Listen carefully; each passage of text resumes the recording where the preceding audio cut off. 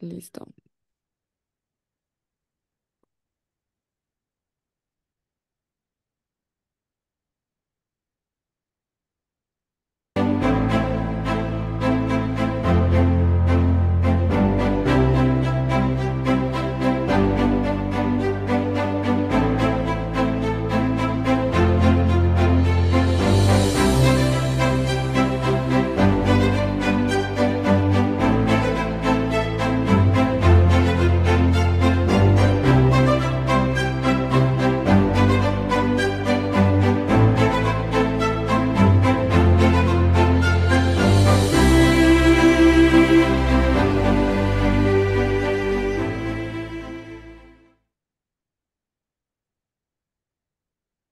Listo. Bueno, pues em, no hace, bienvenidas todas.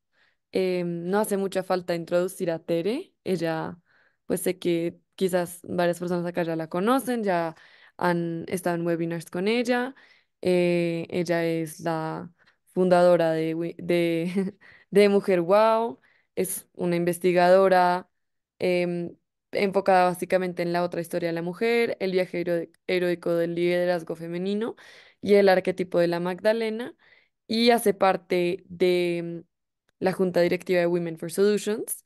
Es una persona maravillosa que ha trabajado con nosotros mucho tiempo. Yo la conocí hace poco y me ha inspirado y motivado a seguir trabajando con esta organización.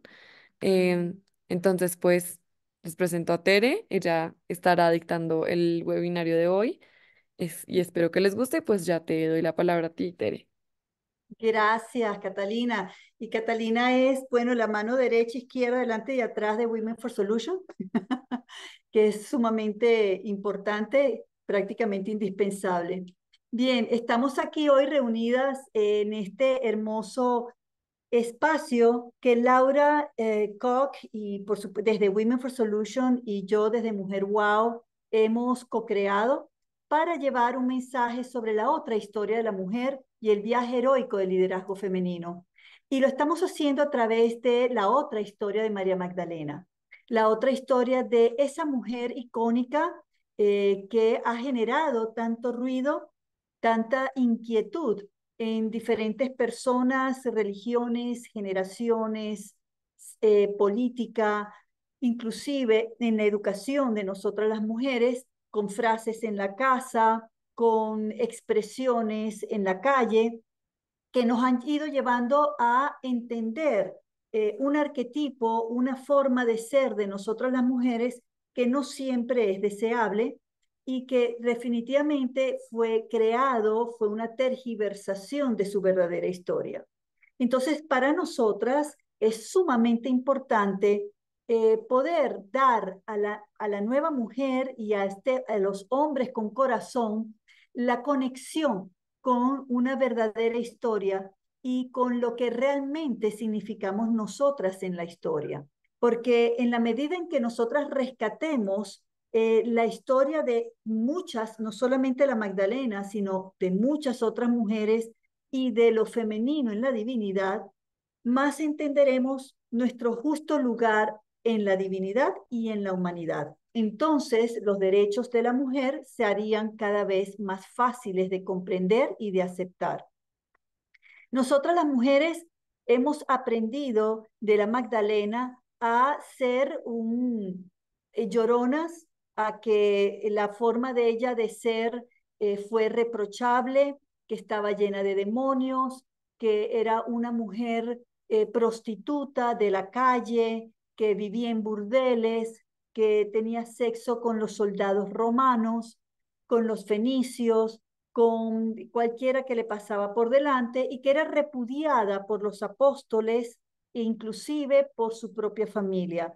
Hemos escuchado de María Magdalena también que es la llorona, la mujer que se arrodilla y le lava los pies a Jesús, la que pide perdón, también se le denomina la mujer arrepentida y sobre todo el ejemplo de la mujer que se arrepiente de sus pecados y renace en sí misma, hasta el punto de que llegó un momento en que la Iglesia católica la beatiza, la hace santa. Inclusive hay un día de Santa María Magdalena y hay iglesias dedicadas a ella.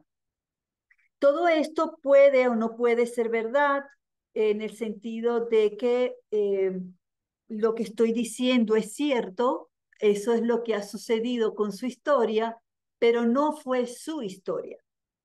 Entonces, en el webinario pasado hablamos de cómo el pasado y la religión de la diosa conformaron e influenciaron el liderazgo de la Magdalena. Cómo ella proviene de un mundo, de una familia y de un conjunto de creencias que le permitieron a ella ser la mujer poderosa que ya era cuando conoció a Jesús. En la religión de la diosa, para hacer un resumen, durante 25.000 años, es decir, 25 milenios, reinó en la divinidad, dentro de lo que es las creencias humanas, la diosa y no el dios.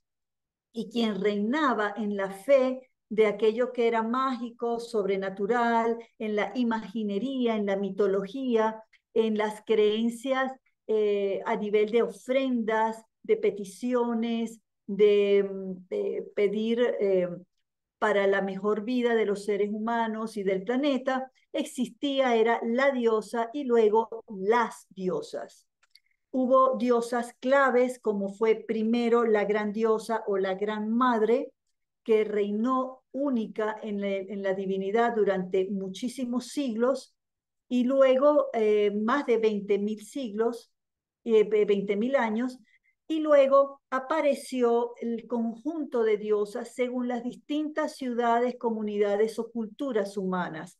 Inanna, Isis, Astarte, Asherah, y pues por supuesto, cuando ya entra la invasión indoeuropea con una cultura totalmente patriarcal y donde el dios es solamente varón, hablemos de Zeus, Thor, etcétera, comienza a transformarse a la gran diosa o las diosas en la esposa del Dios, cosa que para mí fue un momento de balance interesante donde había en la divinidad ambas imágenes, lo femenino sagrado y lo masculino divino. Y por supuesto, a medida que el poderío de la fuerza masculina fue haciéndose la predominante, comienza a desplazarse a la imagen divina femenina, a inferior a la del varón, hasta que llega un momento en que desapareció. Mientras la imagen de la feminidad divina existía, la mujer era sagrada, era intocable, tenía un liderazgo en la política, en la justicia, en la religión, en el sacerdocio y por supuesto en cualquier parte, en cualquier área de la vida de los seres humanos y de esas comunidades. Estamos hablando de comunidades que conformaban lo que es la parte central y baja de Europa, todo lo que tiene que ver con el Medio y Lejano Oriente y ciertas zonas de África, y se conoce que también en ciertos lugares de lo que hoy en día ya sabemos que son las Américas. Y estas diosas o diosa, dependiendo de, conformaban lo que la mujer representaba a esta diosa. Ella conformaba la justicia, conformaba el respeto y la dignidad, y el amor por el arte, la paz, era muy importante, la siembra, la crianza de los animales, y por ende no había realmente guerras dentro de esas comunidades ni entre las comunidades, hasta que llegan los indoeuropeos 11, 15.000 años antes de Cristo. Luego vino Abraham estableciendo no solamente un Dios varón, sino un único Dios varón. Ya el Dios varón existía, pero ahora había un único Dios varón. Y ese único Dios varón, iracundo, tal cual como Zeus, poseedor de todos los derechos y cualquier otro ser estaba muy por debajo de él, único creador de la vida, tal cual como era Thor en ese momento, se posesiona de lo que es la creación, la mitología y todos los mitos que existían antes de Abraham, fueron absorbidos por los hebreos y transformados en nuevos mitos, entre ellos el mismo proceso de Abraham que fue puesto en prueba por Dios con su hijo y al último momento lo salva. Ese mito es muy anterior a Abraham. Artemisa es quien salva al rey a quien pone a prueba. Es muy, muy anterior. Y asimismo el Génesis y otras mitologías más. Entonces, las tribus hebreas se separan luego de muchos procesos y generaciones. Salomón retoma a la diosa, el rey Salomón retoma a la diosa, luego otros reyes y alguna que otra reina hebrea que logra gobernar y luego es desplazada, instauran nuevamente a la diosa, y María Magdalena proviene no solamente de la sangre del rey Saúl o Seúl, sino que también proviene de una tribu, que es la benjamita, que es protectora de la presencia de la divinidad femenina en la cultura judía. Eran llamados para ese entonces judíos impuros, porque no estaban puramente siguiendo las pautas que establecía la religión judía o hebrea. Estamos ya en el Imperio Romano. Entonces ya nosotras sabemos cómo se vestían los soldados romanos, cómo Poncio Pilato caminaba en esos palacios de columnas extraordinariamente altas, cómo el Imperio Romano gobernaba en lo que ellos consideraban el mundo, porque claro, no imaginaban que hubiesen más tierras más allá de lo que ya conocían. Cómo andaban en esos carruajes con esos caballos y cómo esclavizaban o negociaban con las sociedades que ellos tomaban, en este caso, los judíos.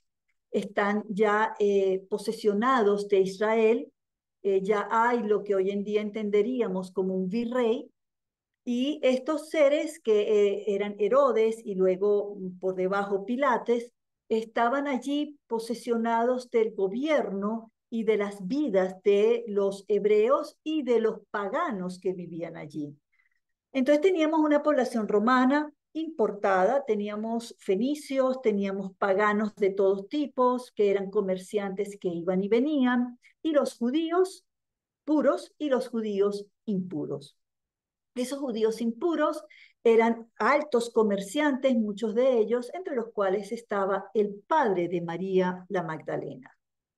Y Magdalena, nacida, se entiende que en Magdala, que está muy cerca de Jerusalén y que se encuentra entre Cafarnaúm y Betania, muy cerca también del mar de Galilea, pues este hombre era un comerciante muy poderoso que tenía propiedades entre Cafarnaún y Betania. Se estima que tenía 7 casonas sumamente grandes. Hay historiadores que dicen que eran palacios, hay otros que dicen que eran mansiones, pero lo importante es que eran grandiosas, lo que daba a entender que la familia paterna de María la Magdalena era gente extraordinariamente pudiente y poderosa. Esta niña, que tendría en ese momento unos 17, 18 años, cuando Jesús viene a la vida, tiene un hermano que se llama Lázaro y una hermana que se llama Marta. Como descendiente de esta familia y de esta tribu, ella tenía la potestad, el privilegio, el beneficio de ser educada, cosa que estaba vetada para cualquier mujer judía. Y gracias a esa influencia judía y además romana, fue vetado a las mujeres paganas. La intención de vetar la educación de las mujeres era obviamente someterlas y quitarles su liderazgo comercial, en los, judicial, legal y de todas las formas, pero sobre todo religioso. Las mujeres que eran educadas y que tenían libertad de cualquier tipo eran llamadas no solo por los hebreos, sino también por los romanos, prostitutas. No porque tuviesen relaciones con algún hombre, podía ser una mujer que nunca había tenido sexo con alguien. Pero el llamarlas prostitutas fue una estrategia para poder invalidar la reputación de esa mujer y cercenar sus posibilidades futuras, pero también las de la familia. Entonces, la costumbre era, y hasta el sol de hoy se utiliza esa costumbre, era llamar prostituta a las mujeres que tenían éxito, que eran libres, que tenían autonomía de pensamiento, de acción. Hoy en día todavía vemos generaciones, vemos sociedades que llaman puta a cualquier mujer que ha tenido éxito en la vida y le dicen, esa es una puta, seguro que se acostó con yo no sé cuántos hombres y mujeres. Es nuestra manera de mal juzgar y de dañar aquello que nosotras no podemos lograr o que hemos logrado con un esfuerzo que podría ser sumamente alto. Y entonces esa manera de tratar a la mujer tiene desde antes de Cristo. Eso quiere decir que llamaban prostituta, así como luego, muchos años después, siglos después, y lo veremos en los próximos webinarios, nos empezaron a llamar brujas. Y así como las brujas, las médicos, sanadoras, sabias, liberales, estudiosas, curiosas, viajeras, exploradoras, todas eran llamadas brujas y luego aniquiladas, de la misma manera se hacía en la época de Jesús con las mujeres como la Magdalena. Entonces, ella fue calificada como prostituta una vez que ella sale al mundo cuando su padre ya muere, cuando ella hereda a la par de su hermano Lázaro y Marta, y por supuesto es dueña de su vida. ¡Ah! Eso era algo insólito.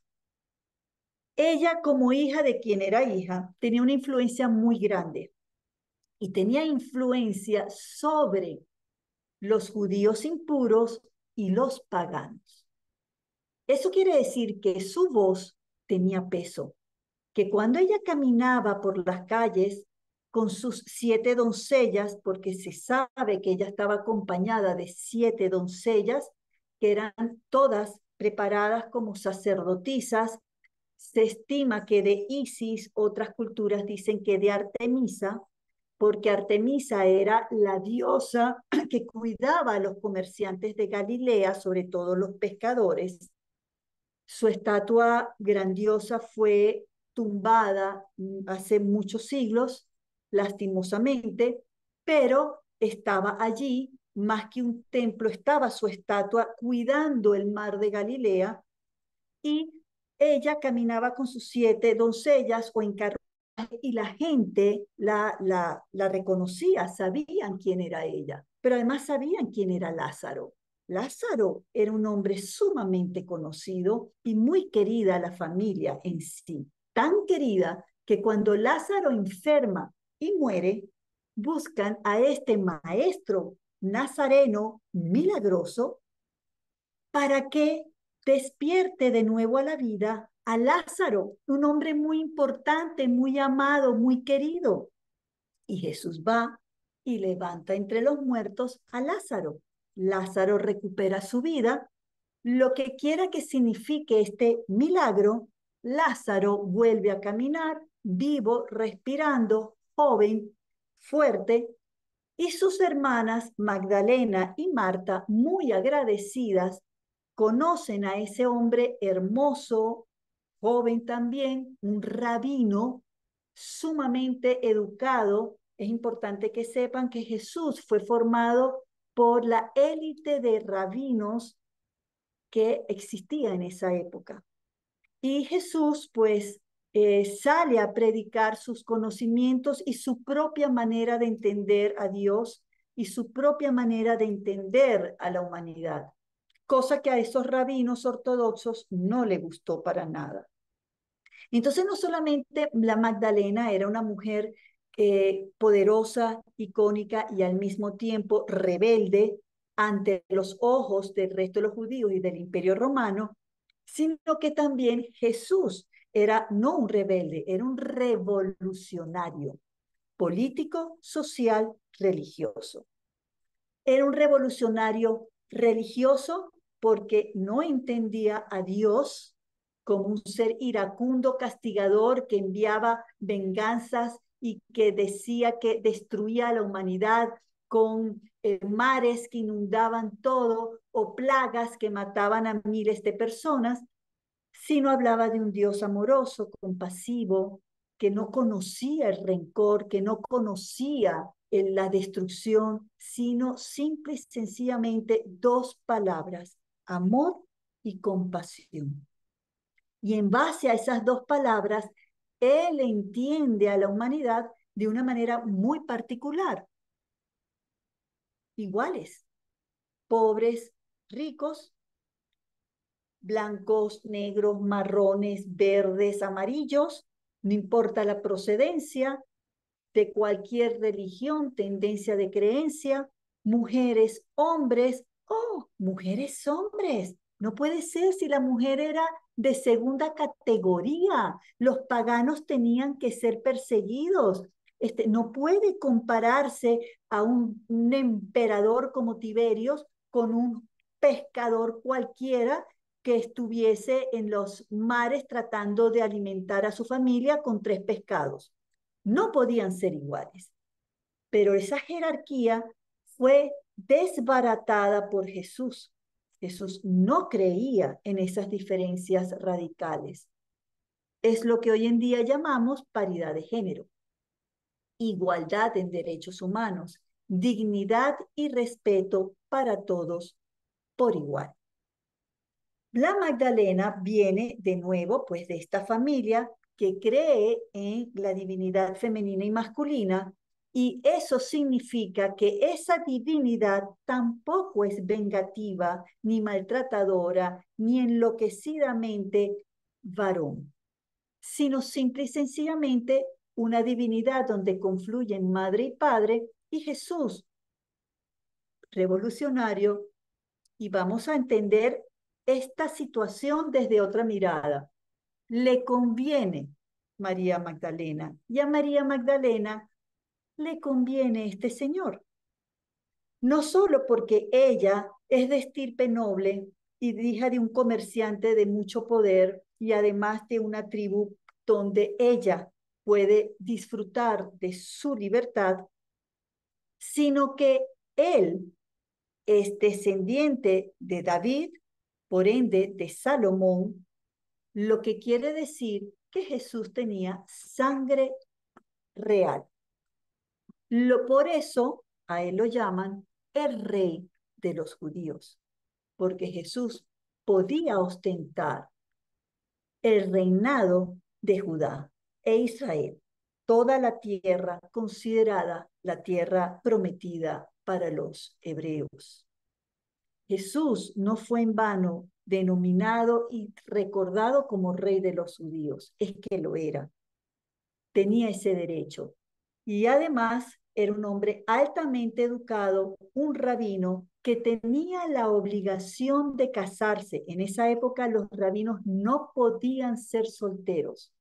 Y Jesús, que no quería abandonar su religión. Jesús no creó el cristianismo. Eso es una gran mentira de los sacerdotes cristianos de cualquier rama cristiana. Jesús no creó el cristianismo. Esa palabra no apareció sino decenas de años después de la muerte de Jesús, porque a Jesús lo llamaron después de su muerte el Cristo, después de su muerte. Y aquellos que creían en el Cristo, decenas de años después, fueron denominados cristianos. Entonces, Jesús no quería abandonar el judaísmo. Él quería evolucionar el judaísmo, hacerlo nuevo, innovador, justo para todas las personas.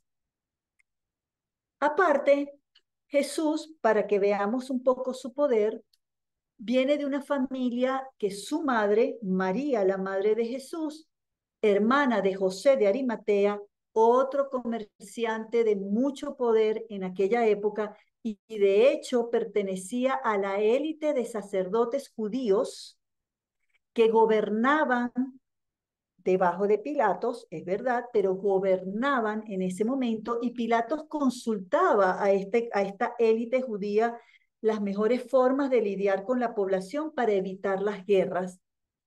Y José de Arimatea, tío de Jesús, era un hombre de mucho poder y de mucho dinero, muy conectado con Pilato. Cuando Jesús, y entendamos que Jesús tampoco era un hombre pobre y María tampoco se casó con un carpintero muerto de hambre que encontró por ahí, María venía de esta familia también de nivel, pues de dinero, de educación. María, la madre de Jesús, era una niña educada, que se casa con un viudo.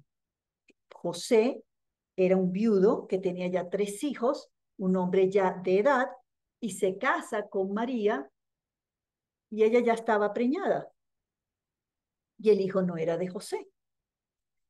La mitología cristiana, católica y semejantes establecen que ese hijo es un hijo de Dios directo. Y vamos a ver de nuevo, voy a saltar para atrás. ¿Acaso no era eso lo que Zeus hacía con las humanas? Zeus, el gran dios varón, bajaba en alguna forma, tenía sexo sin preguntarle a la humana, la preñaba y aparecía, ups, Hércules, un dios humano. Y como Hércules hay otros hijos, busquen, googleen hijos de Zeus con mujeres humanas y verán que hay varios. Hay varios hijos y todos, hay películas de ellos. Todos son superpoderosos, salvadores de la humanidad. Todos ellos están allí para utilizar el poder de Dios, de su padre Zeus, para salvar a la humanidad. Eso es exactamente lo que se hizo con Jesús. Se toma esa mitología y se le impone a Jesús luego, y estoy hablando de cientos de años después, 150, 200 años después de la muerte de Jesús. Pero en ese momento él era un rabino joven, 30, 33 años de edad, revolucionario, educado, con familia que tenía poder, con un padrastro que era José, que era un hombre carpintero, y los carpinteros de esa época eran, vamos a llamarlos, entrepreneurs, eran emprendedores, eran empresarios, eran gente que hacía dinero, eran gente de negocios. No es que era un carpintero que estaba en la calle tallando, no, no, era el carpintero de las grandes casas, etcétera. Él tenía un negocio con 3 hijos con los que trabajaba y tenía empleados. Todo esto se sabe, todo esto lo sabe la Iglesia Católica y está escrito, está en la historia y ha sido tapado por otras historias para poder justificar lo que luego se siembra más adelante. Viene este Jesús, conoce a esta mujer a través de Lázaro, Lázaro los presenta, ellos se conocen, se dice que se enamoran, yo creo que se enamoran, pero vamos a decir que se dice que se enamoran. Y están juntos y comienzan a coliderar. Magdalena es para él el canal que puede tener Jesús para que los judíos impuros y los paganos, que también llamaban los gentiles, acudieran a Jesús. Si ella los llamaba, si ella estaba con él, los demás confiaban. Entonces se multiplica la cantidad de personas que escuchan a Jesús. Pero junto con Magdalena hay otras mujeres como ellas, de esas familias y de esas tribus pudientes, mujeres autónomas financiera y mentalmente, mujeres que deciden junto con otros hombres, pero sobre todo mujeres, financiar el ministerio de Jesús. Es decir, darle casa y comida a las cientos y cientos y luego miles de personas que escuchaban a Jesús. Eso lo financiaban en su mayoría las mujeres de esas tribus, las cuales, por supuesto, no mencionan quiénes son, toda la historia que nosotras conocemos, pero estaban allí. Salomé, María la Madre y otras más eran varias de ellas. Estas mujeres, muchas educadas, otras pues mujeres muy sencillas, varias de ellas eran apóstolas, es decir, elegidas. Y dentro de los hombres que acompañaban a Jesús, no solamente estaban los pobres pescadores, como siempre han dibujado, los cuales eran Pedro y Andrés, que eran pobres pescadores, judíos, ortodoxos, sino que también habían hombres de dinero, hombres de posición, como eran Levi y como eran otros más, que estaban allí, escuchando porque querían escuchar. Y estos hombres posicionados o no, mujeres posicionadas o no, conforman los apóstoles y las apóstolas. Los, las, las. Había de los dos. ¿Cómo sabemos esto? Vamos en la próxima webinario, vamos a hablar de los evangelios apócrifos. Pero les adelanto que los evangelios apócrifos, que significa prohibidos y ocultados, nunca fueron tergiversados por el ser humano porque fueron ocultados desde el siglo II, cuando fueron escritos todos los evangelios. Todos fueron escritos canónicos y apócrifos en los siglos II y III. Y los apócrifos fueron ocultados. Y desde ese tiempo hasta 1948, nadie los pudo tocar, hasta que entraron en manos de hoy en día los grandes historiadores, de los cuales me nutro yo. Ahora, en esos evangelios nos cuentan que estos apóstoles y apóstolas se sentaban a escuchar a Jesús. Entonces no eran solamente 12 apóstoles, pero también se sentaban a escuchar a la Magdala. Y eso era brutalmente revolucionario, porque que un hombre, sobre todo rabino influyente, le hablara directamente a las mujeres, eso estaba prohibido. Pero que además se sentaran mujeres y hombres en cuevas, en casonas, debajo de los árboles, juntos en el mismo nivel, no ellas detrás y los hombres delante, juntos, eso era insólito, eso era insufrible. Entonces, los grandes sacerdotes de la élite judía comenzaron a sentir, a ver, percibir a Jesús como una gran amenaza. Estaba cambiando no solamente la imagen de Dios y de la jerarquía judía, sino que estaba cambiando la imagen de la mujer, lo que quiere decir que la estaba empoderando, lo que significaba que la mujer podía volver a tomar en general, independientemente de su religión, su justo lugar en la sociedad. Y eso para los judíos era retroceder 2000 años, porque Abraham apenas tenía 2000 años de haber sembrado toda esta cultura. Entonces Jesús hablaba y María, la Magdalena, era la que estaba sentada junto a él. Y ella preguntaba al maestro directamente, enfrente de todos, y le preguntaba, y en los evangelios apócrifos aparecen las conversaciones que ellos dos tienen, y cuando Jesús le responde esto o aquello a ella. Y también aparece cuando Jesús escucha a Pedro, que era el principal opositor de la Magdalena y de las mujeres, porque era un judío ortodoxo, totalmente patriarcal, que 100% consideraba que la mujer era al nivel de los animales y que no tenía ningún derecho de siquiera dirigirle la palabra o la mirada a un hombre, ni siquiera.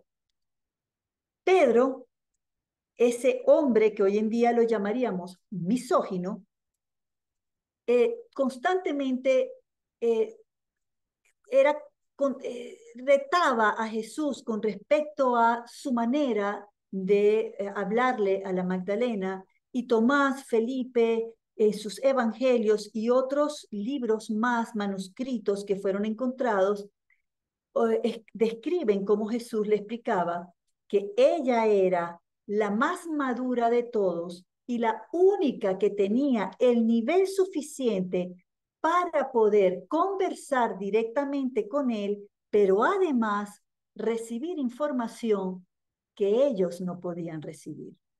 Es decir, que la Magdalena tenía un entrenamiento, por llamarlo de alguna manera, que superaba al que recibían los apóstoles y muchas de las apóstoles. ¿Ok? Teniendo esto claro, estamos entonces descubriendo que además de todo lo que ella ha compartido, ella es formada por Jesús en todas las habilidades que él tenía como nazareno. Es decir, curación, milagros, como lo quieras llamar. Pero ¿acaso no era eso lo que hacían las mujeres milenariamente cuando la diosa, la gran diosa, era la que reinaba? Las mujeres, y muchos hombres también, eran las encargadas de sanar, de sentir las hierbas, las plantas, la combinación, las épocas, los ciclos. Ellas sabían y se entrenaban generación tras generación y los conocimientos iban ampliándose y todo eso fue socavado por el patriarcado. Si Jesús hacía milagros o no de manera mágica o simple y sencillamente conocía las enfermedades, sabía cómo curarlas con una hierba o con lo que sea, no importa, imposición de manos, de Reiki, como lo quieran llamar, Jesús lo hacía.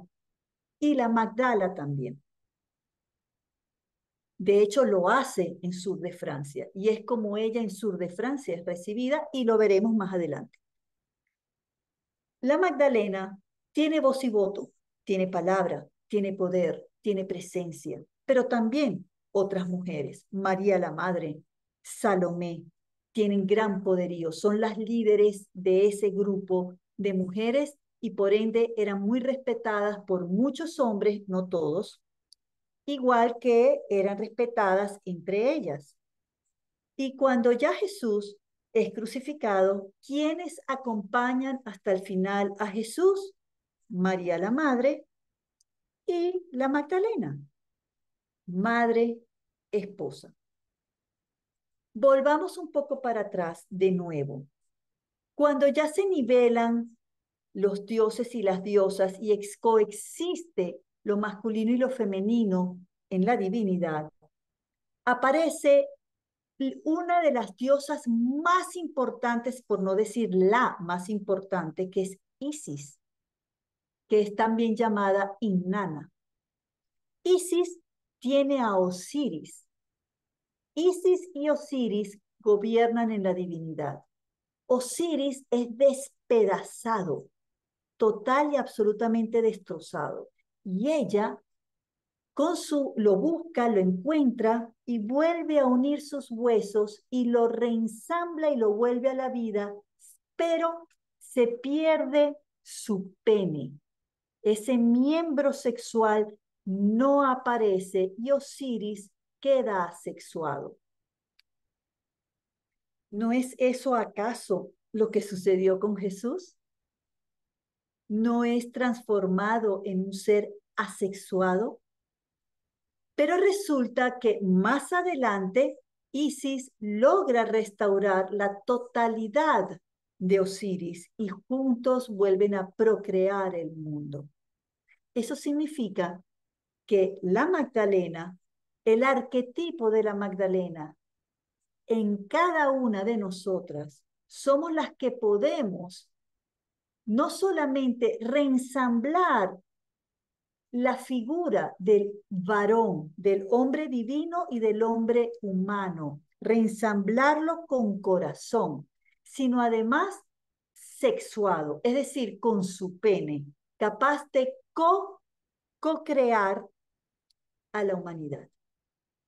No es que nosotras seamos más poderosas, no es que nosotras seamos la salvación del mundo, no, es que a nosotras nos toca reconciliarnos con lo divino femenino, con lo divino en nuestra humanidad, con nuestra humanidad y por supuesto nuestro poder curativo y sanador. De eso habla el chamanismo, de eso hablan otras corrientes que son independientes al patriarcado, donde la madre naturaleza es la clave de la salvación. Esa sí es la clave de la salvación, porque el ser humano sin la madre naturaleza no es nada. Nada. Es más, si nosotros acabamos con el planeta, etcétera, y nos acabamos a nosotros mismos, como pasó con los dinosaurios, la madre naturaleza, el tiempo, le tomará milenios, vuelve a resurgir, nueva, diferente, con otras formas y especies, pero vuelve a resurgir. Esa capacidad es la que llaman lo femenino sagrado, la capacidad que ha tenido la mujer y lo femenino de resurgir luego de que acabaran con nosotras. Han acabado con nosotras en diferentes sociedades y de diferentes formas, en diferentes épocas, por muchas maneras, sobre todo religión y política. O sea, son las dos claves, religión y política. Y nosotras volvemos a resurgir. ¿Que nos ha tomado milenios? Claro, pero en el total de la existencia de la vida, eso es lo que para nosotras podría significar años. Nosotras las mujeres, y María Magdalena nos muestra cómo tenemos la capacidad de reempezar la vida, resignificarla y darle un sentido total y absolutamente sagrado. Si bien cuando la diosa gobernaba, la mujer tenía absoluta libertad sexual, la palabra vergüenza o decencia, moralidad, no existían. La mujer era libre sexualmente. No había forma de ser prostituta, puta, bicha o cualquiera. No había manera de serlo. Simplemente el sexo era sagrado, su cuerpo era sagrado y ella lo compartía con el hombre sagrado que ella considerara justo para procrear o para disfrutar del placer. Ese momento todavía no nos ha tocado. Somos libres sexualmente, muchas de nosotras en muchas civilizaciones, pero todavía nosotras no hemos tocado el punto de sentir que nuestro cuerpo y nuestro sexo son sagrados. Pero volvamos otra vez. ¿Y por qué digo esto? Volvamos otra vez a las enseñanzas de Jesús y Magdalena. Ellos decían, uno, todos somos hijos iguales de Dios. Todos. Todos fuimos hechos imagen y semejanza de Dios. Todos. Todos heredamos esa divinidad como heredamos cualquier apellido y ADN de nuestra familia. Y todos tenemos los mismos derechos, tanto divinos como humanos. El alma, pedacito de Dios, que no tiene ni varón ni hembra, o es madre y padre, encarna.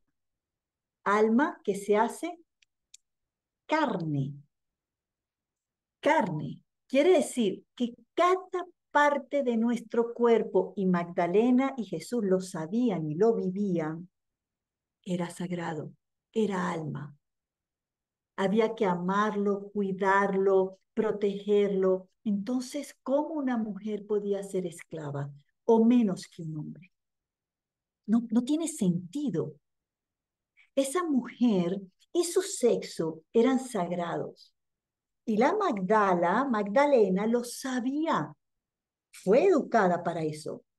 Y si Jesús y ella se vieron cara a cara, se vieron dos rostros, dos cuerpos sagrados, que cuando tuvieron su unión sexual y procrearon a dos niños, Sara y el pequeño Jesús, lo hicieron desde esa conciencia sagrada, almas hechas carnes encarnadas que generan nuevas vidas, tal cual como Dios Padre, Dios Madre, crean la vida en todo lo que nosotras conocemos. Esto es radicalmente revolucionario y no le gusta para nada a los judíos, no a los ortodoxos. A los impuros sí, pero a los ortodoxos no. No les gusta para nada. Pero además que este rey de los judíos, con esta mujer que es influyente, tenga una prole, pone más aún en peligro el imperio romano, porque además más y más miles de personas los están siguiendo y escuchando. Así que hay que eliminar a este señor. Hay que eliminarlo y hay que eliminarlo de manera baja, como cualquier asesino, como cualquier ser humano, como ser inmundo, traicionero, desleal, y entonces es crucificado. Pero además es crucificado de manera torturada, porque normalmente te crucificaban y te morías allí. No, aquí era, con Jesús lo torturaron. Cuando Jesús está en la cruz, no solamente en ese momento en que Él está en la cruz, y esto no te lo dicen el cristianismo típico, no solamente en ese instante que ya la gente se retira, pasó el show, porque eso era un evento, algún show, pasa el show y la gente se retira, está Magdalena a los pies de la cruz, está María la Madre, que yo como mamá, o sea, yo realmente, o sea, yo entiendo que una esposa llora, sufre y se rasgue, porque además de su amor sagrado debe ser algo terrible, pero como madre, o sea, yo a María la Madre, o sea, a mí se me vuelan los sesos, yo no tengo manera de imaginar lo que una madre pueda sentir de ver a su hijo pasar por esa tortura y luego ser crucificado. O sea, yo no puedo imaginar la fuerza que puede haber tenido esa mujer de creer en su hijo y que su hijo dijera, madre, déjame hacer esto porque tengo que hacerlo. Para salvar a la humanidad tengo que hacerlo y que la madre dijera, eh, como que, ¿por qué tú? O sea, que lo haga Poncio Pilato, porque tiene que ser tú. O sea, algo le tiene que haber dicho María, cualquier madre se lo hubiera dicho, tarado, idiota, ¿por qué vas a ser tú? Etcétera. Y vemos otra vez a ese Dios judío que le dice a esta vez a una madre, sacrifica a tu hijo en mi nombre. Eso no lo cuenta la Biblia. Eso no te lo cuenta el cristianismo, pero a María se lo piden. Sacrifica a tu hijo. Y esta vez no hubo ninguna mitología donde Artemisa o este dios hebreo evita que el rey X o Abraham mate a su hijo. No, no, aquí matan al muchacho, lo matan en su cara. En fin, están ellas dos y José de Arimatea, tío de Jesús, en su poder, se presenta a Poncio Pilato y le dice, no dejes que su cuerpo se pudra en la cruz. Dame su cuerpo y permíteme enterrarlo. Eso no estaba permitido. El cuerpo tenía que descomponerse en la cruz. Y él logra, por el poder que te imagínense el poder de José de Arimatea, que Poncio Pilato hace algo que va en contra de la ley y da la orden de que desciendan el cuerpo de Jesús y se lo entreguen a José de Arimatea. Y entonces un pequeño séquito se lleva a la tumba que estaba creada para José de Arimatea y su familia, y allí colocan el cuerpo de Jesús envuelto en estas telas finísimas, y allí pues es dejado su cuerpo y tapiada la tumba. Sabemos que 3 días después se dice que la tumba está abierta y que Jesús está vivo y la Magdalena lo descubre. La única forma en que María la Magdalena y alguna que otra mujer estuviesen allí es porque y nada más era la única forma, la esposa estuviese allí. Solo una esposa tenía el permiso, o la madre, esposa o madre, de ir a la tumba de un recién enterrado o encuevado para poder continuar con el ritual de muerte que hacían los hebreos en esa época. No podía haber más nadie. Magdalena está ahí. Y Magdalena está ahí porque es la esposa. Y ella va a ungir ese cuerpo. Por segunda vez, unge una vez a Jesús en vida y lo iba a ungir ahora en la muerte. Magdalena ve a Jesús en vida y conversan, y claro está, es un impacto, y ella regresa a los apóstoles, las apóstolas y discípulos y discípulas, y les da las buenas nuevas.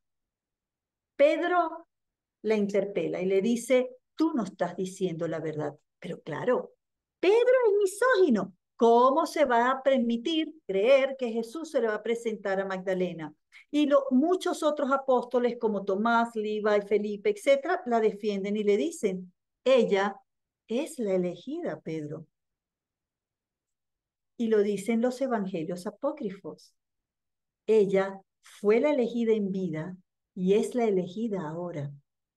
Ella es la elegida del Salvador, del Maestro. Pedro se va con Andrés, su hermano, establece un camino, un movimiento post Jesús. Santiago, otro apóstol, camina también por su lado con su mensaje de lo que él quiere transmitir de Jesús, y Magdalena toma un tercer camino. María la Madre es llevada, protegida por los discípulos a Éfeso, y allí, en lo que hoy en día conocemos como Turquía, ella es resguardada hasta su muerte, y Magdalena es protegida por José de Arimatea, Lázaro, Maximín, Felipe, Tomás y otro séquito más de hombres y mujeres. Y ella, escuchen esto, la elegida, se lleva a la mayor cantidad de personas de los que seguían a Jesús. Ella cruza el desierto con José, preñada ella. Entendamos esto. ¿Quién cruzó el desierto preñada? Quien se sabe que lo cruzó, María la Magdalena, preñada con un séquito de personas, aparece en los evangelios apócrifos, y José de Arimatea, su protector principal, tal cual se lo pidió Jesús en la cruz. Cuida mi sangre, cuida el cáliz de mi sangre. El cáliz en el día de la diosa y de la época de la diosa era el vientre materno, co-creador de vida, el cáliz. Cuida mi sangre, cuida el cáliz donde está mi sangre. Y Magdala estaba allí, y José de Arimatea, luego de todo el proceso, la toma junto con su hermano, Marta, Salomé, etcétera, y cruzan el desierto hacia Egipto, donde se sabe que llega José de Arimatea con una María, con un séquito de personas y unos niños que por supuesto nadie va a admitir en esa época ni más adelante que era la prole de Jesús y de ella. Y después, más adelante, y se lo contaré en la próxima, cruzan para lo que hoy en día conocemos como sur de Francia, sin antes olvidar que ella hizo un paro por Italia, no Italia, pues no era Italia, Roma, donde estaba el emperador Tiberio para tener una conversación con él, pero eso lo hablamos después. En este momento tenemos esta historia redondita, un hiper resumen de lo que es el poder de ella como la elegida, antes de Jesús y durante Jesús. En el próximo vamos a hablar después de Jesús. ¿Quién es ella después de Jesús? Porque cada vez más somos más personas que nos letramos de una información que fue prohibida por 1500 años, no 2000 años como dicen, es más o menos 1500 años, porque tomó 500 años después de Cristo que evolucionara la iglesia ortodoxa y la iglesia gnóstica, entraran en contradicciones muy fuertes y después Constantino, etcétera, etcétera, etcétera, y se los cuento más adelante. Pero esos primeros 500 años son muy interesantes, donde no estaba todavía desaparecida Magdalena ni la diosa, estaban en proceso de guerra, de discusión, de polémica, de persecución. Así que vamos a ver esa historia la próxima vez, pero ahorita voy a abrir unos minutos al grupo. Por favor, compartan lo que quieran compartir. Hagan las preguntas que quieran hacer. Gracias, Mari. Así es, amo lo que hago. Yo amo ser cuentacuentos, storyteller, me encanta. A ver, ¿quién quiere hacer una pregunta de ustedes? Que encienda su micrófono. Ana María, Ingrid, Yaudelvis, Rosana, Ceci, Natalie. ¿Quién quiere hacer alguna pregunta? Gracias, Mari, tan bella. Aquí en el chat, me están escuchando en Instagram también. Tenemos, hola Mari, ¿cómo estás? María Elena, aquí está, María Elena Barrios, qué honor, gracias por acompañarme. A ver, y hay otras personas aquí. Vayan, vamos, vayan preguntando. Irene, ¿alguna pregunta? Katy, ¿lista? ¿Nadie tiene una pregunta? Ah, vente, Ana María. Hola, mi Tere Bella. Mira, yo más que pregunta lo que hago es reflexionar cada vez que te escucho, porque es como dices, 500 años en los que ella estaba presente, en lo que la historia se va contando, y luego vienen un montón de cambios y me pregunto ahora también, ¿no? En los que veo que hay como este resurgir nuevamente de, bueno, vamos a retomar la historia como fue, cómo éramos, y siento esta como de, ay. ¿Quién va a venir a tratar de evitar esto, ¿no? O sea, para que nos lleve a bien o a mal. Eso por cómo se ha ido manejando siempre la historia, ¿no? O sea, bueno, viene este resurgir, vamos a aprovecharlo bien. Sí, Este, hay personas como tú que lo están contando y luego entonces pienso en esos posibles intereses que van a querer evitar y hacer el copia y pega a su favor. sí, Ana María, has dicho algo muy importante, que es uno de mis temores también. Yo he, a ver, y esto lo voy a decir con mucho respeto, pero hay agrupaciones feministas que hay que tenerles miedo. Hay agrupaciones feministas que podrían hacer lo que el patriarcado hizo, tergiversar, acomodar, reescribir, para que a lo largo del tiempo suceda una historia que nunca sucedió. Porque la mentira que se repite constantemente se entiende como verdad. O sea, para muestra un botón, los nazis, que en pocos años, poco les tomó sembrar una mentira y que caló y que se repitió, se repitió, se repitió, se repitió hasta el punto de que en pocos años la gente lo creyó verdad. Es muy fácil instaurar una mentira siempre y cuando se repita. Entonces, si nosotras tenemos dos peligros. Uno, que el patriarcado arremeta fuertemente y tranque y diga no y nos manden a todas a la hoguera. Todo es posible. Me volverán a quemar en la hoguera, con ustedes alrededor, todas estaremos quemadas en la hoguera y nos veremos así. Y en la siguiente vida lo intentamos otra vez. O que el otro miedo es que la nueva Inquisición sea la feminista. porque no solamente desde el 325 con Constantino se hicieron cambios en los evangelios seleccionados, ¿verdad? Sino que además los siguientes concilios continuaron cambiando los evangelios. Y eso es algo que la gente no capta. El evangelio, los evangelios antiguo y nuevo, son libros escritos por seres humanos. Desde Ezra 600 años antes de Cristo, se está cambiando el Antiguo Testamento. El Génesis se ha cambiado por los mismísimos hebreos de lo que originalmente fue.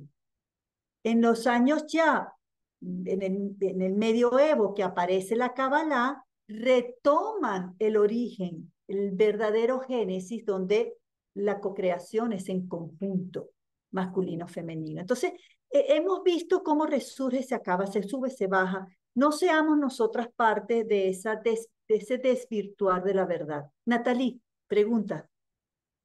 Yo tengo una pregunta, Tere. Y cuando tú hablas de Lázaro, pues porque como yo digo, pero ¿cómo así que Magdalena es hermana de Lázaro si nos han hablado de otra María? ¿Cierto? Como que incluso en esa parábola en la que Marta se pone brava con María porque no le ayuda como a atender a los discípulos, estaba hablando de María Magdalena, o es otro Lázaro y es otra María, No, pues como no, que no, no. nos han hablado como de otra María y no me cuadra, No, pues. lo que pasa es que, y gracias por tu pregunta, Natalie, la iglesia ortodoxa, que luego se divide en ortodoxa y católica, comienzan a borrar de la Biblia el nombre de ella. Solamente lo dejan en dos momentos clave. Uno, cuando, y eso sí sale en la Biblia, cuando la conoce Jesús y ella pues se acerca a él. Y dos, o sea, cuando ella lo unge de aceite. Y dos, cuando ella recibe la noticia, ve a Jesús resucitado. Ahí solamente la dejan. ¿Ok? Porque son dos momentos que no pueden borrar, que ella unge a Jesús y que Pedro dice, ¿cómo es posible que ese aceite tan costoso? Claro, era costoso porque ella tenía todos los reales para pagarlo, o sea, no era porque se lo habían regalado, y porque la mujer noble ungía al rey, y por eso él es ungido, ¿ok? Entonces, eso, y de resto le quitan su nombre. Entonces dejan solo a María. La María que estaba en casa de Lázaro. María que estaba con Marta. No, esa era Magdalena. ¿Ok? Entonces, no son dos historias. Y aquí la iglesia católica, la ortodoxa, ni le preguntes.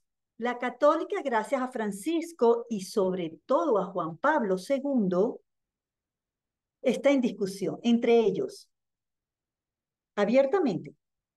Juan Pablo II en el año 1991 declaró oficialmente que María la Magdalena nunca había sido una prostituta, ni era la prostituta de la calle que mencionaba la Biblia, ni tampoco era la prostituta que entró a lavarle los pies a Jesús.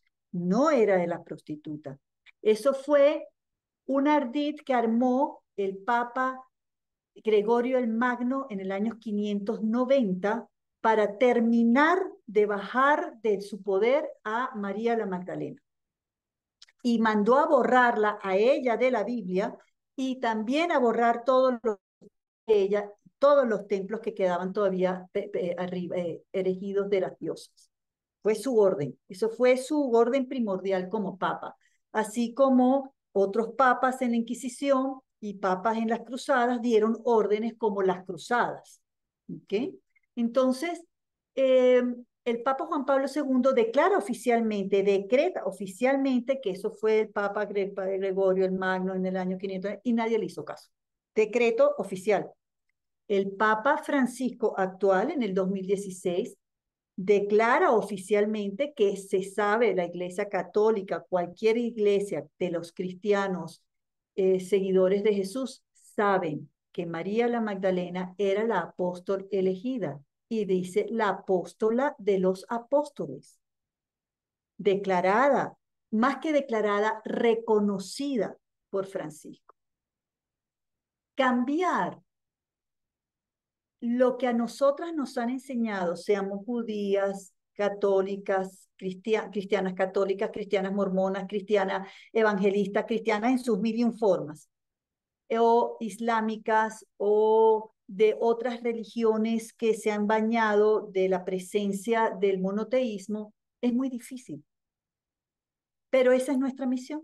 Aquí estamos. Entonces, Natalie, es importante que sepas que esa María que mencionan aquí y allá, que siempre está con Jesús o Lázaro o Marta, siempre es, y con María la Madre, cuando tú escuches Salomé y María, María la Madre y María, Marta y María, Lázaro y María, Jesús, esa es María Magdalena. Históricamente comprobado, documentos que están, no solamente los apócrifos, cualquier cantidad de documentos que fueron ocultados en los museos, en las colecciones privadas, inclusive están ocultos en el Vaticano. Entonces, bueno, en fin, aquí estamos. Listo. Voy a ir cerrando porque prometí a Laura que íbamos a estar hoy 1 hora y ya nos fuimos para 1 hora y 10. Así que, por favor, les estoy poniendo en el chat y también pueden pedirlo por Instagram si quieren, que tenemos un grupo WhatsApp, como les dije al principio, que es totalmente abierto a todo público que respete lo que estamos haciendo. Y en este grupo WhatsApp, allí pueden hacer las preguntas. Todo lo que deseen preguntar, entren al grupo WhatsApp si aún no están y hagan las preguntas que deseen. Sigan las normas que están en la descripción, por favor. Preguntas escritas, 0 audios, no publiquen absolutamente más nada que no sea lo que estamos trabajando.